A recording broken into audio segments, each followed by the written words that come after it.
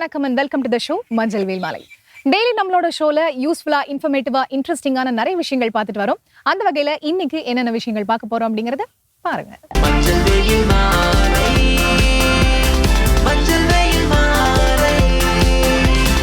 நம்ம ஷோட first segment யோகாசனம்.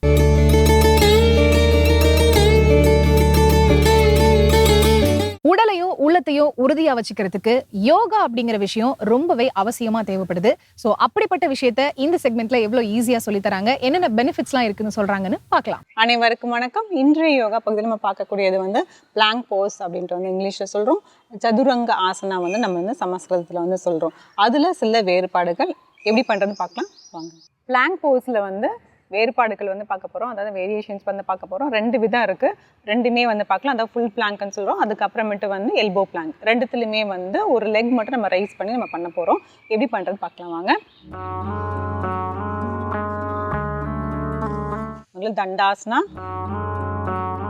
ஆழ்ந்த மூச்சு உள்ளே இழுத்து வெளியே விடலாம். அப்படியே வஜ்ராசனா போட்டுக்கலாம். இந்த பிளாங்க் போகிறதுக்கே சில பேர் கரெக்டாக அந்த ஆங்கிள் வராமல் இருக்கும். அதாவது இப்போ டயகனல் போஸ்னால் அந்த டயகனல் போஸ் மாதிரி இந்த மாதிரி வரணும். அது மாதிரி வரத்துக்காக ஒரு ஸ்டெப் பை ஸ்டெப்பாக நம்ம போனோம்னா கரெக்டாக வரும். இப்போ நம்ம வஜ்ராசனால இருந்து அதுக்கப்புறமேட்டு மவுண்டைன் போஸ் போயிட்டு அதுக்கப்புறம் உடம்பை மட்டும் அப்படி முன்னோக்கி தள்ளணும்னா பிளாங்க் போஸ் கரெக்டாக வந்துடும். அதுக்கப்புறம் அதில் நம்ம லெக் ரைஸ் பண்ணலாம். இப்போது கைகள் முன்னோக்கி இப்படி வச்சுருங்க. நல்லா அழுத்தமாக வச்சுட்டு முட்டி போட்டுட்டு கால் குதிக்கால் இப்படி கீழே வச்சுட்டு பர்வதாசனா. இதுலேருந்து உடம்பை மட்டும் இப்படி முன்னோக்கி இப்படி வைக்க போகிறோம். முன்னோக்கி நேராக பாருங்கள். இதில் பிளாங்க்கு ஒரு 5 வினாடிகள். 1 2 3 4 5. இப்போ இதில் ஒரு கால் மட்டும் நம்ம ரைஸ் பண்ணிப்போம். 1 2 3 4 5. இடது கால். 1 2 3 4 5. மறுபடியும் வரும்போது மவுண்டைன் போஸ் வந்துட்டு தளர்த்திக்கலாம்.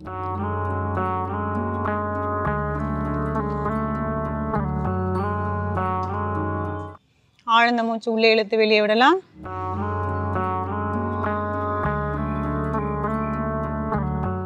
இதே நம்ம ஒரு 5 வினாடிகள் அந்த மாதிரி வச்சுட்டு இருந்தோம். நம்ம அடுத்தடுத்து நம்ம அப்படியே ப்ராக்டிஸ் பண்ணும்போது பார்த்தீங்கன்னா ஒரு 10 வினாடிகள் 15 வினாடிகள் அந்த மாதிரி நம்ம வச்சுட்ருக்கலாம். இந்த மாதிரி பண்ணும்போது பார்த்தீங்கன்னா ஃபஸ்ட்டு நீங்கள் அந்த பிளாங்க் போஸ் நல்லா செஞ்சால் மட்டும்தான் ஒரு காலை நீங்கள் ரைஸ் பண்ண முடியும். அதனால அது ஃபஸ்ட்டு செஞ்சு நல்லாவே ப்ராக்டிஸ் பண்ணிட்டு அதுக்கப்புறம் நம்ம இந்த ஆசனாக்கு வரலாம். இல்லை அடுத்த வேரியேஷன் பண்ண போகிறது எல்போ பிளாங்க். எல்போ பிளாங்க் எப்படி பண்ணுறதுன்னு பார்க்கலாம். அதுக்கப்புறம் அதில் லெக் ரைஸ். இந்த மாதிரி வஜ்ராசனால உட்காந்துட்டு எல்போ அப்படி கீழே வச்சுட்டு காலை அப்படி வச்சுக்கோங்க.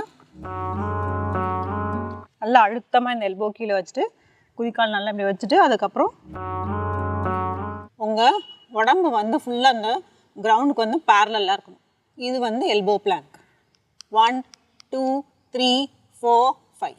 இதில் ஒரு லெக் மட்டும் ரைஸ் பண்ணிப்போம். 1 2 3 4 5. இடது கால். 1 2 3 4 5. தளர்த்திக்கலாம்.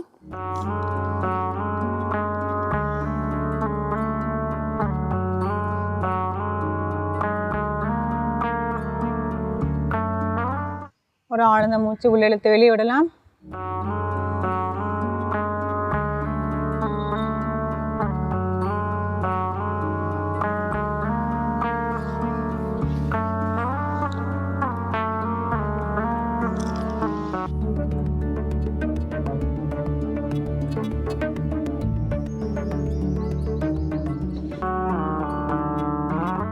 First full plank. ஃபுல் பிளாங்க்கில் அது எப்படி போகணுன்னு ஃபஸ்ட்டு பிளாங்கே ஃபஸ்ட் நம்ம நல்லா பண்ணிட்டா தான் அதில் நம்ம லெக் ரைஸ் பண்ணுறதுக்கு கொஞ்சம் இதாகும்.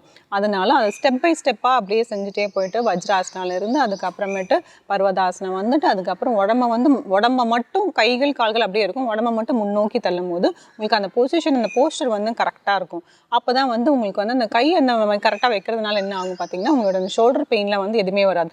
கொஞ்சம் முன்னையோ பின்னையோ வைக்கும் போது பார்த்தீங்கன்னா நம்ம ரொம்ப நேரம் ஹோல்ட் பண்ண முடியாது. முடியாது. அப்புறம் நம்ம அப்படியே வந்து இறங்கிடும். அதனால கரெக்டாக அந்த பொசிஷன் சின்ன சின்ன அலைன்மெண்ட்டை தான் அதை பார்த்துட்டு நம்ம செஞ்சோம்னா கரெக்டாக இருக்கும்.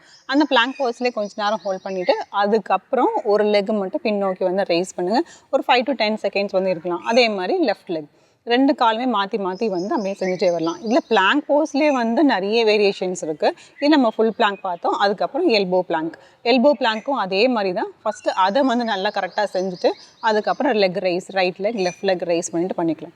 இது செய்கிறதுனால என்ன பலன் பார்த்திங்கன்னா, நம்மளோட கோர் மசில்ஸ்க்கு வந்து நல்லா ஸ்ட்ரென்த்தன் கிடைக்கும். அதாவது வந்து நம்மளோட அப்டமன் ஆர்கன்ஸ் வந்து யாருக்கு இப்போ எனக்கு தொந்தி நிறைய இருக்கோ அந்த மாதிரிலாம் வந்து கம்மி பண்ணணும், ஃப்ளாட்டன் பண்ணணும் அப்படிங்கிற மாதிரி இருந்துச்சுன்னா இது வந்து கோர் ஸ்ட்ரென்த்துக்காக உள்ள ஆசனாஸ். இதை வந்து நிறைய செஞ்சுட்டே இருக்கணும். ஆனால் ப்ராக்டிஸ் தான், ரெகுலர் ப்ராக்டிஸ் பண்ண தான் வந்து உங்களுக்கு அது அப்படியே வரும். நீங்கள் ஒரு டைம் 2 டைம் செஞ்சுட்டு அப்புறம் வந்து பார்த்திங்கன்னா உங்களுக்கு ரிசல்ட் வராது. ஸோ இதை அப்படியே தொடர்ந்து அப்படியே செஞ்சுட்டே இருக்கலாம். இதை முயற்சி செஞ்சு பாருங்கள். மீண்டும் அடுத்த பகுதியில் சந்திக்கலாம்.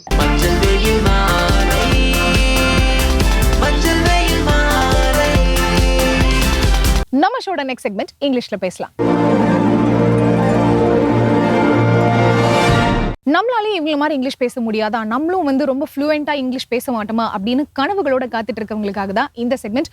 எவ்வளவு ஈஸியா இந்த செக்மெண்ட்ல இங்கிலீஷ் சொல்லி தராங்க அப்படிங்கறத பாருங்க. ஹலோ ஃப்ரெண்ட்ஸ், இன்றைக்கி நம்ம இங்கிலீஷில் பேசலாங்கிற நிகழ்ச்சியில் புதுசாக என்ன பார்க்க போகிறோம், ஏற்கனவே என்னெல்லாம் பார்த்துக்கிட்டு இருக்கோன்ற ஒரு சின்ன ரீகாலோட ஸ்டார்ட் பண்ணிடலாம். அதுக்கு முன்னாடி ஹோம் ஒர்க் செக் பண்ணிடலாமா? ஸோ ஹோப்ஃபுல்லாக நீங்கள் ஹோம் ஒர்க்ஸ் எழுதிருப்பீங்கன்னு நினைக்கிறேன். எழுதின ஹோம் ஒர்க்ஸை கண்டிப்பாக நீங்கள் என்ன பண்ணியிருப்பீங்க, ப்ராக்டிஸும் பண்ணியிருப்பீங்க.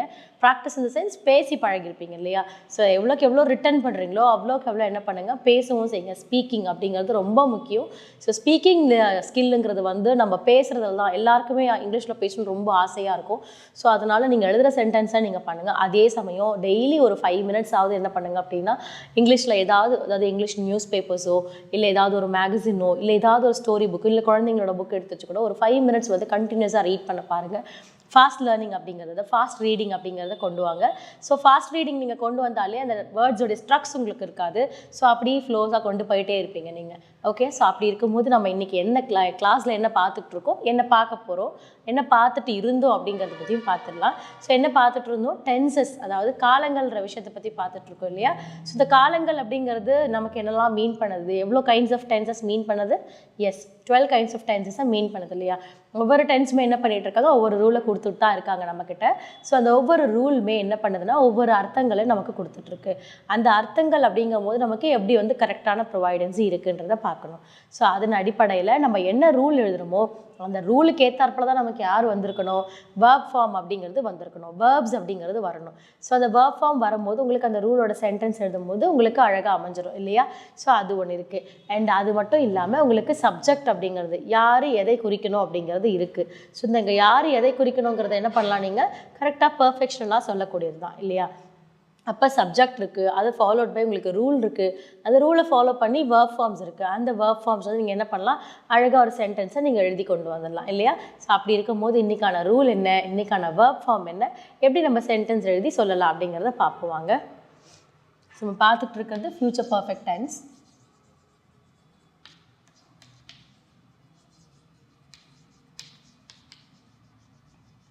ஸோ இதில் எக்ஸ்க்ளூசிவாக எதை பற்றி பார்க்க போகிறோன்னா பாசிட்டிவ் சென்டென்சஸ். ஸோ இந்த பாசிட்டிவ்ஸ் அப்படின்னு வரும்போது எப்படி கொண்டு போகலாம் அப்படின்னு பார்ப்போம். அதுக்கு முன்னாடி வேர்ப் ஃபார்ம் இல்லையா, V1, V2, V3. அதாவது V1 which is indicate present, V2 வந்து past, V3 வந்து past participle அப்படிங்கிறது. ஸோ V1ங்கிறது வந்து which is called study. இன்றைக்கி நான் ஸ்டடி அப்படிங்கிற ஒரு வேர்ப் எடுக்கிறேன். ஸ்டடி அப்படிங்கிறது வந்து படிப்பு அப்படிங்கிறது. இதே நான் வந்து ரீடில் சொல்லியிருந்தேன், படி அப்படின்னு சொல்லியிருந்தேன். ரீடு வந்து வாசிக்கிறது, வாசித்தல், படி அப்படின்னு சொல்கிறது, ரீட் பண்ணு அப்படிங்கிறது. இது வந்து ஸ்டடிங்கிறது படிப்பு, உங்களுடைய ஹோல் ஸ்டடீஸ் இல்லையா? ஸோ அதுக்கப்புறம் V2 and V3 இதில் என்ன சொல்லுவாங்கன்னா ஸ்டடீடுன்னு தான் சொல்லுவாங்க. இந்த ஸ்டடீடில் என்ன சொல்லலாம் அப்படின்னா படித்தார் அப்படிங்கிறத சொல்லிக்கலாம்.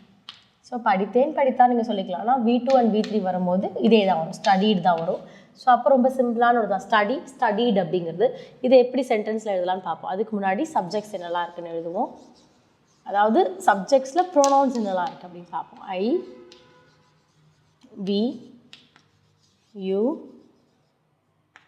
he, she, they, இட் இவங்கெல்லாம் இருக்காங்க இல்லையா. ஸோ எடுத்து எழுதியாச்சு. இதுக்கப்புறம் ரூல் வேணும். யாருடைய ரூலு? ஃப்யூச்சர் பர்ஃபெக்ட் டென்ஸோடைய ரூல்.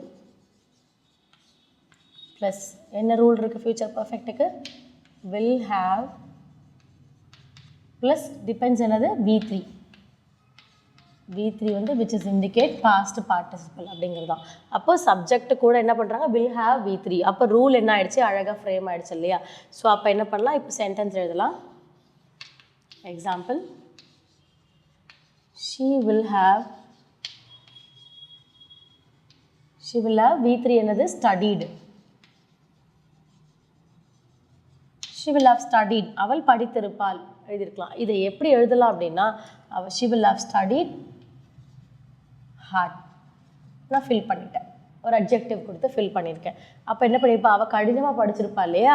ஸோ அப்போ அவள் எப்படி படிச்சிருப்பா? கடினமாக படிச்சிருப்பா, அதாவது ரொம்ப கஷ்டப்பட்டு படிச்சிருப்பாங்க. அப்போ அவங்க என்ன அட்ஜெக்டிவ்ங்கிறத நம்ம சொல்லணும். அப்போ ஃபஸ்ட்டு ஷீ, அவள் என்ன பண்ணியிருப்பாங்க? ஹார்டு.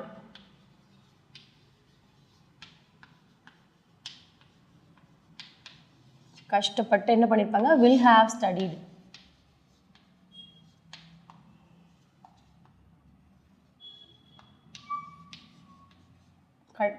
கஷ்டப்பட்டு படித்திருப்பாள். ஏன்னா இங்கே ஷீ கொடுத்துருக்கோம். ஷீங்கிறது விச் இஸ் இண்டிகேட் என்னது? நமக்கு ஜெண்டர், அதாவது ஃபீமேலில் குறிக்கிறது இல்லையா. ஸோ ஃபீமேல் குறிக்கும் போது என்ன வருது இந்த இடத்துல? படித்திருப்பாள் அப்படிங்கிறது. அப்போ அவள் கஷ்டப்பட்டு படித்திருப்பாள். she will have studied hard அப்படிங்கிறது. இதே மாதிரி நீங்கள் என்ன பண்ணலாம்? she will have studied well அப்படிங்கிறது சொல்லலாம். அப்போ அப்படி இருக்கும்போது என்ன வரும்? அவள் நன்றாக, இந்த இடத்துல கஷ்டப்பட்டுக்கு பதில் என்ன வரும்? நன்றாகன்னு வரும். ஸோ எதை யூஸ் பண்ணால்? வெல்லுங்கிறத யூஸ் பண்ணலாம். ஸோ இந்த இடத்துல கஷ்டப்பட்டுங்கிறது இந்த ஹார்டு இல்லையா. ஸோ ஹார்ட் யூஸ் பண்ணதால் இங்கே கஷ்டப்பட்டு அப்படின்னு வருது. இதே பதில் இந்த இடத்துல ஹார்டுக்கு பதில் வெல் யூஸ் பண்ணால் நன்றாக அப்படின்னு வரும். ஸோ அந்த இடத்துல நீங்கள் மாற்றிக்கிட்டே இருக்கலாம். So she will have studied the MS அப்படிங்கிறது. அப்போ அவள் என்ன பண்ணியிருக்கா? MS படித்திருப்பாள் அப்படிங்கிறது. ஸோ இந்த இடத்துல நீங்கள் என்ன பண்ணுறீங்களோ அதுதான். ஸோ இதை நீங்கள் இன்னும் எக்ஸ்டெண்ட் பண்ணாலும் எக்ஸ்டெண்ட் பண்ணலாம். she will have studied hard so she can get score mark அப்படின்றது. அப்போ என்ன பண்ணலாம்? அவள் நல்லா படிச்சிருக்கா, கஷ்டப்பட்டு படிச்சிருப்பா, அப்போ அவள் நல்ல மார்க் எடுப்பா அப்படிங்கிற மாதிரி 2 சென்டென்ஸை நீங்கள் ஒரே கோர்வையில் அமைக்கலாம். ஸோ அதையும் நீங்கள் பண்ணலாம். ஸோ உங்களுக்கு ஃபர்ஸ்ட் ஈஸியாக இருக்கணுன்றதுக்காக தான் நான் என்ன பண்ணியிருக்கேன்னா ஒரு சின்ன சென்டென்ஸை நான் உங்களுக்கு அமைச்சிருக்கேன். இப்போ இது நீங்கள் வந்து இது வேண்டாம், நான் ஃபஸ்ட்டு வந்து என்னோடய சப்ஜெக்ட் ரூலு வேர்ப் ஃபார்ம் மட்டும் எழுதுவேன்னா எழுதலாம். அப்போ இதை நீங்கள் ஹைட் பண்ணிட்டீங்கன்னா she will have studied தான் வரும். அப்போ she will have studied அப்படிங்கும்போது அவள் படித்திருப்பாள் முடிஞ்சிருச்சு. அவங்க என்ன பண்ணி வச்சுருப்பாங்க?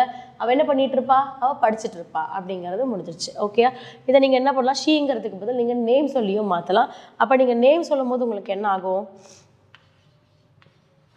So Bala will have studied.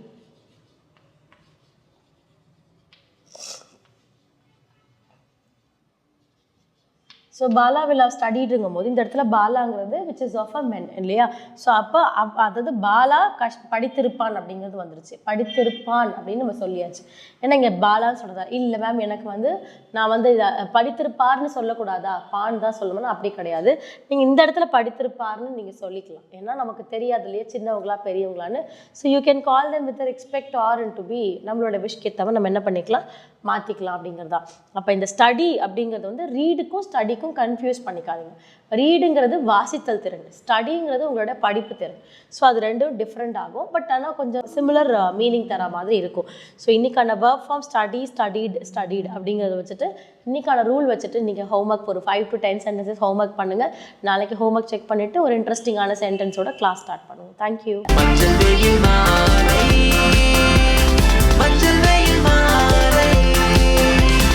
நம்ம ஷோட நெக்ஸ்ட் செக்மெண்ட் தெரிந்து கொள்வோம்.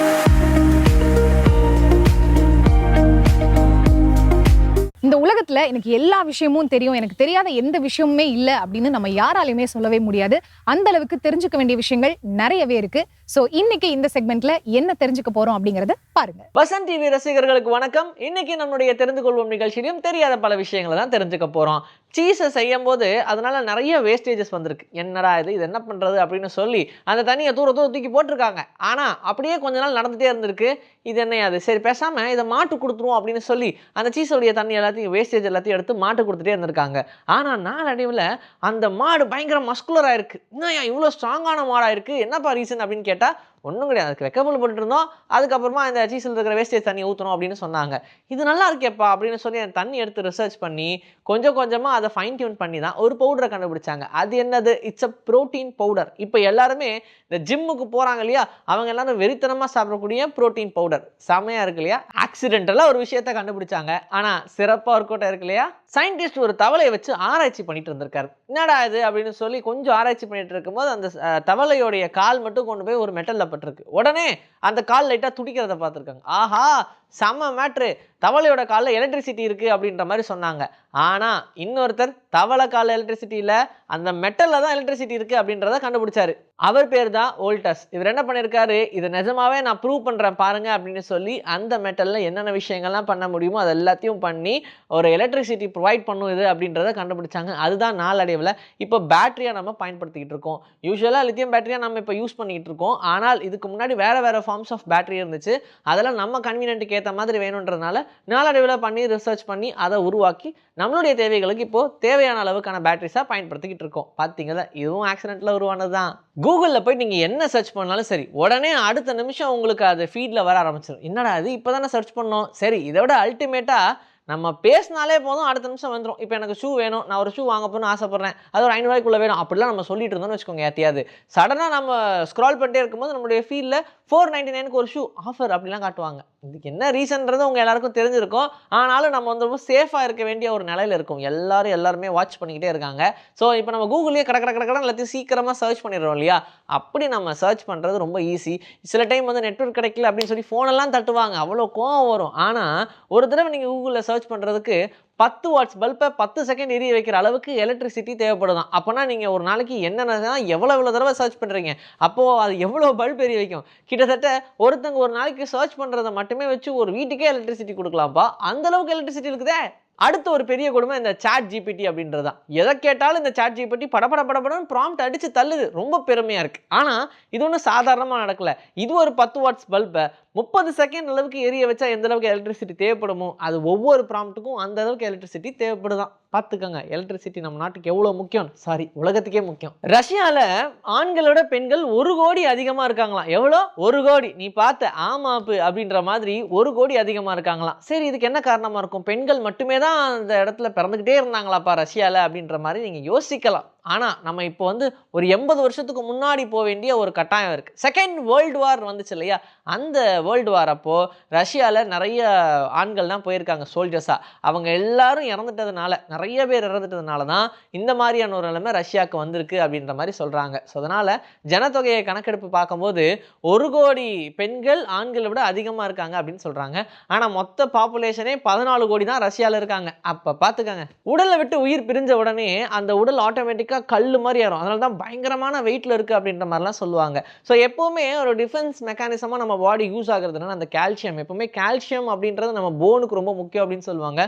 பாடியில் கால்சியம் இருந்தால் தான் நமக்கு ஸ்ட்ரென்த்தே கிடைக்கும், அந்தளவுக்கு வெயிட்டேஜே நம்ம பாடிக்கு கிடைக்கும். இப்படி இருக்கும்போது உயிர் பிரிஞ்ச உடனே அந்த பாடியில் கால்சியம் அதிகமாக ரிலீஸ் ஆக ஆரம்பிக்குமா, அதனால தான் பாடி கல் மாதிரி ஆயிடுது. ஸோ இதுவும் ஒரு ரிசர்ச்சில் கண்டுபிடிச்சது தான். இன்னைக்கு நம்மளுடைய தெரிந்து கொள்வோம் நிகழ்ச்சியில் தெரியாத பல விஷயங்களை தெரிஞ்சுக்கிட்டோம். இதே மாதிரி சூப்பரான கண்டென்ட்டோட உங்களை நான் வந்து சந்திக்கிறேங்க. Until then, this is bye from Vijayashree. Take care. So நம்ம மஞ்சள் வெயில் மாலை ஷோவோட எண்டிங்க்கு வந்தாச்சு. ரொம்பவே புதுசா யூஸ்ஃபுல்லான இன்ஃபர்மேட்டிவான விஷயங்கள்லாம் வந்து பார்த்து தெரிஞ்சிருப்போம் அப்படின்னு நம்புறேன். இதே மாதிரி ஒரு சூப்பரான எபிசோட்ல மீண்டும் சந்திக்கலாம். Until then, it's bye from Farita and மஞ்சள் வெயில் மாலை டீம்.